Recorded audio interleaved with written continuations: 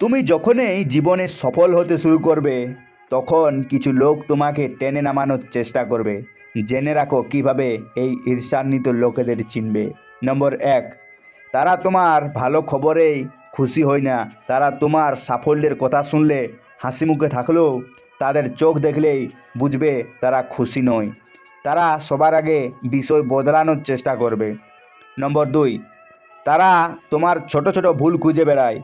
তুমি 99টা ভালো কাজ করলেও তারা কিছু বলবে না, কিন্তু একটা ভুল করলেই তারা সেটা নিয়ে সবার সামনে কথা বলবে।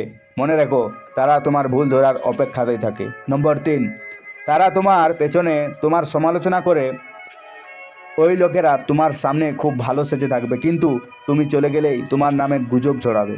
তাদের সাহস নেই তোমার সামনে কথা বলার।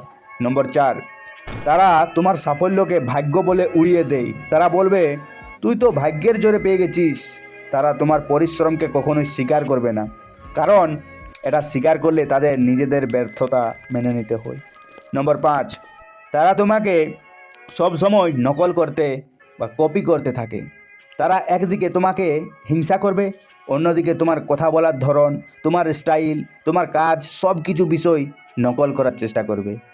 নম্বর ছয়, তুমি যদি এই ধরনের রিয়েলিটি চেক ভিডিও আরও পেতে চাও তাহলে চ্যানেলটি এক্ষুনি সাবস্ক্রাইব করো এবং পেজটিকে ফলো করো।